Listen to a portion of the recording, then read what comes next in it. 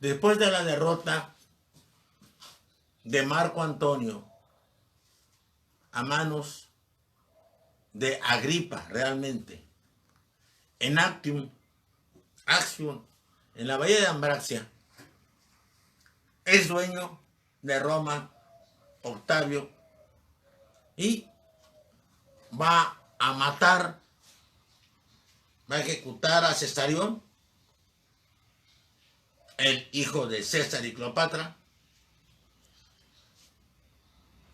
En situaciones raras muere Antino, el hijo mayor de Marco Antonio y Cleopatra. Y al parecer los gemelos Ptolomeo Helios y Cleopatra Selene, hijos también de Marco Antonio y Cleopatra, parece que ellos quedan con vida.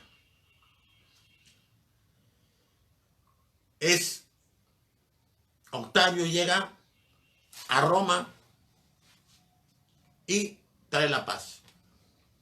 Renuncia a todos los cargos que no tenía el Senado y declara que todo el poder es del Senado. Declara que va a dedicarse a la vida privada. Sin embargo, va a ser cónsul perpetuo durante 12 años. Habrá unos asientos para los cónsules en funciones durante las reuniones del Senado. Y si no está Octavio, habrá una silla vacía que él ocupará. Ellos actuarán permanentemente como cónsules, volteando a verlo, porque él está simplemente para asesorarlos, para aconsejarlos, nada más. Ellos tienen todo el poder. Él es un hombre dedicado a su vida personal. Va a ser tribuno vitalicio durante 18 años. Los tribunos de la plebe serán 2, 4, 8, 10. Pero habrá una silla vacía cuando no esté Octavio, pero que será ocupada por él. Solo él tiene veto total. Solo él puede inscribirse y decir si algo está mal, porque será para defender tanto al Senado como a la Asamblea del Pueblo. Cuando muera Lépido, a quien ha dejado como pontífice máximo, él será el pontífice máximo. Ya era antes miembro de todos los colegios sacerdotales que había y los que hizo. Los multiplicó los lares y penates para fortalecer las costumbres de los antepasados.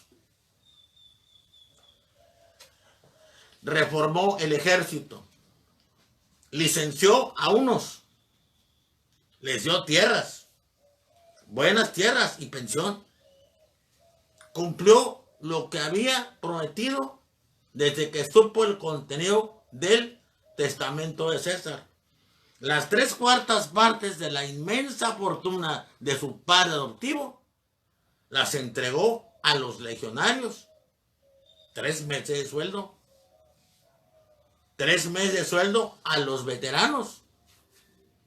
3 meses de sueldo a las viudas.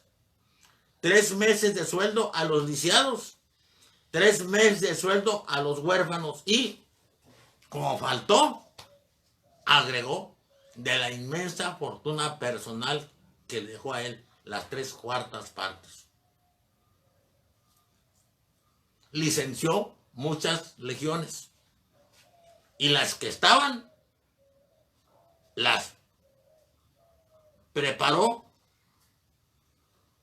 las mejoró en sueldos, en vestimenta, en armamento, y mandó a las más confiables y a los militares más confiables a las zonas conflictivas de las fronteras, que eran todas. Y ahí escogió a los mejores comandantes para que estuvieran al frente. Pero, si observaba, creó un CISEN de su época. Si observaba que había inconformidad de los soldados, de los legionarios con el jefe, lo quitaba o lo cambiaba. Pero también, si observaba, si le decían que era demasiado el cariño que le tenían los soldados al jefe, lo quitaba o lo cambiaba. Es decir, había que cuidar dos cosas. La animadversión al jefe era problemática,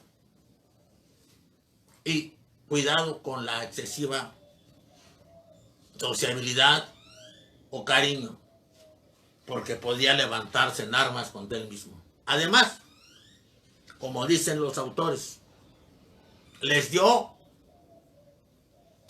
a ganar, los dejó hacer negocios. Dicen los que saben de esto, sabiendo que tenían mucho que perder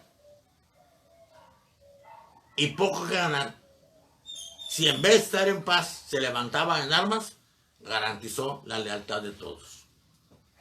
Él es el que crea la Guardia Pretoriana, un grupo de soldados de élite, de legionarios de élite, mejor armados, mejor vestidos, y ya había reducido el tiempo de militancia en el ejército de 25 años a 20. Y el de los legionarios pretorianos lo redujo a 16. Con un sueldo del triple de todos los legionarios de Roma. Esto se va a ir viciando con el tiempo, pero en esta época funcionan de una forma eficaz, increíble. Y la lealtad de este tipo de guardias presidenciales de aquella época es indiscutida. Creó otro cuerpo, los vigiles, los vigilantes. Una extraña combinación, pero feliz, afortunada, de policías de ciudad y de bomberos. Había muchas construcciones de madera aún en Roma. Ya hablaremos del incendio de Roma en tiempos de Nerón, para decir que también no es muy cierto eso de que él lo provocó, y menos cierto es que estaba tocando la lira mientras Roma ardía.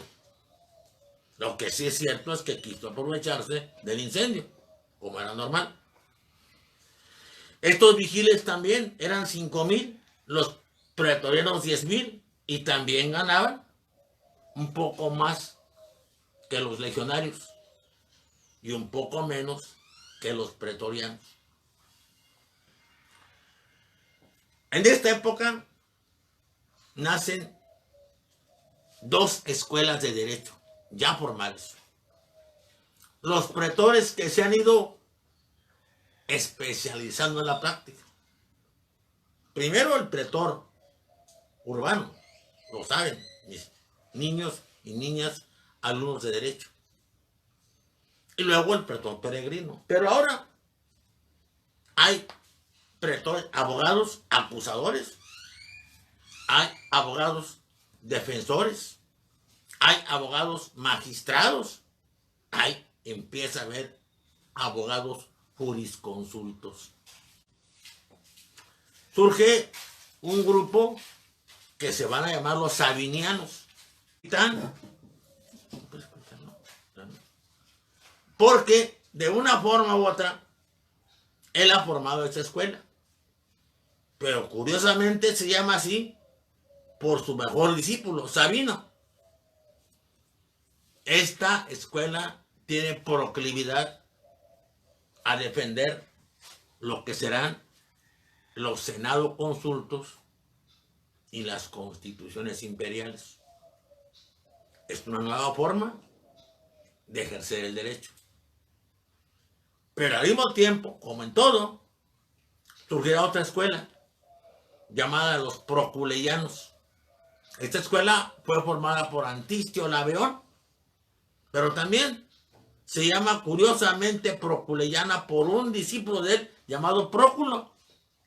Y esta escuela es una escuela, diríamos, contestataria, rebelde, que añora, que no se traga el cuento de que siguen viviendo tiempos de república, sino que cree que ya estamos en otra forma de gobierno que es el imperio y quiere que el derecho siga las normas que se siguieron durante la república.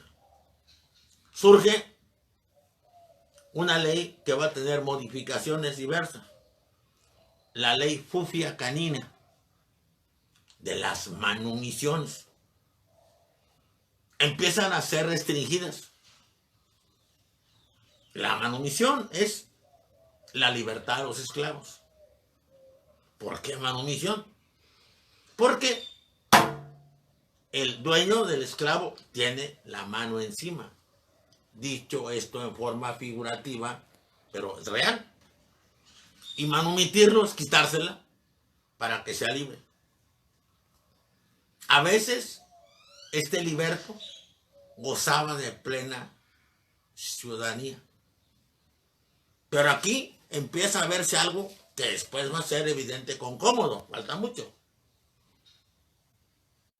Van a ser impedidas siempre que se pueda estas manumisiones. ¿Por quiénes? Por los hijos. Los hijos no se resignan a perder el esclavo o la esclava porque el papá, que va a morir, piensa que ya cumplieron con su ciclo de trabajo con él y los quiere dejar libres.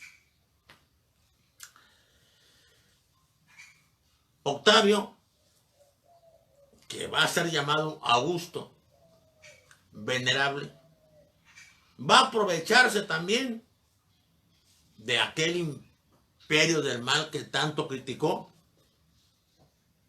Cleopatra, cuando fue a Roma con su hijo Cesarión, con César, llevó a su grupo de gentes intelectuales. Ya dijimos que Cleopatra, aunque Octavio la haya difundido como una embrujadora frívola y malvada, la reina del imperio del mal, fíjense nada más, era una mujer muy brillante. Sabía latín, griego, hebreo y sabía los 7 dialectos que se hablaban en Egipto. Era la protectora de la biblioteca de Alejandría. Y cuando fue a Roma llevó a sus intelectuales más pregones, entre ellos Sosigonis, que era el astrónomo más competente de esa época. Y se dieron cuenta que el calendario de Roma estaba pésimamente mal. Y lo arreglaron. Se llamó Juliano. O sea, el mérito se lo llevó Julio César. Pero el calendario casi se parece al que conocemos. El nuestro es gregoriano. Luego se volvió a modificar. Es por ellos. Por ese imperio del mal. Al que se aprovechó él también. Ya dijimos que al siguiente mes Augusto se le puso Augusto por él. Igual que el de su padre adoptivo tuvo 31 días. Dictó 2 leyes más. Un día, repito esto, sobre la moralidad. Una ley maritatis ordinibus, o sea, la forma de ordenar los matrimonios. No quería que hubiera una mujer de 20 años soltera. Casada tenía que estar. No quería que un hombre de 25 años permaneciera soltero. Casado tenía que estar. Si estaba soltera la mujer, cuidado. Y si el hombre estaba soltero, no podía ni siquiera iniciar el cursus honorum en el Senado. Pero además, tienen que casarse y tener hijos. Esto era fundamental. Había habido demasiadas luchas internas, demasiadas guerras civiles. Primero Mario, luego Sila. Las guerras entre Pompeyo y César habían diezmado a la población de los senadores.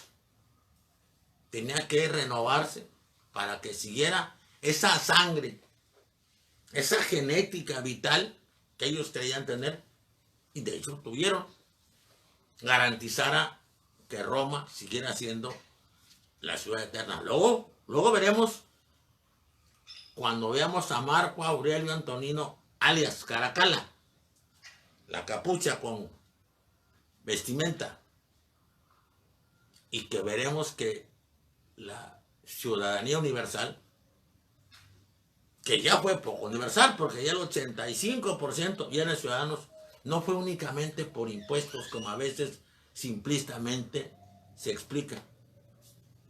Fue porque había que pasar de la ciudad-estado, que seguía siendo Roma, fíjese, a el Estado-nación, al imperio plenamente, y eso implicaba otro concepto. Por eso, Caracalla dicta la ley con el total asesoramiento de Ulpiniano y Papiniano, que fueron tal vez, junto con Triboniano en épocas de Justiniano, los mejores jurisconsultos de Roma en su tiempo. La ley de matrimonios fue seguida por una ley de adulterios. Las gentes cambian. En su época había sido vamos a decir, un hombre de conducta sexual bastante irregular, Octavio. Pero ahora era Augusto, era venerable, y era frugal en su vida, tenía una casa grande, sin lujos. Vivía austeramente él y Livia, 50 años. Y así vivió y así gobernó Roma 44 años. La ley que propuso de adulterio era para garantizar que las costumbres se reformaran. Castigaban al hombre. No podía ni testar, ni hacer testamento si había sido adúltero. No había cursos honorum para nada, pero en el caso de la mujer era más severa la pena. La mujer podía ser desterrada si era reconocida como adúltera. ¿Por qué esto? No quiero que me acusen mis niñas y mis niños y mis compañeras doctoras de misoginia. Porque el adulterio de la mujer podía acarrear un hijo ilegítimo dentro del matrimonio. Esta ley de adulterio fue terrible para Augusto.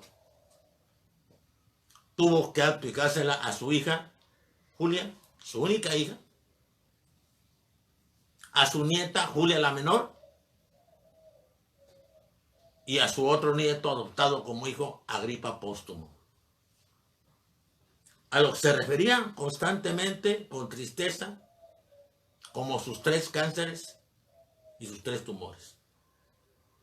Tuvo una gran desolación Augusto al fin de su reinado casi. La costumbre de tener hijos de vasallos educados en Roma servía para el control político. Pero uno de ellos, Arminio, un querusco, que se formó en Roma y que fue como segundo de a bordo de Publio Quintilio Varro a Germania, aprovechó los conocimientos adquiridos en Roma para armar una emboscada feroz, terrible, que hizo que Roma perdiera 3 legiones. 3 legiones que dolieron terriblemente y que interrumpieron abruptamente los años de Pax Augusta.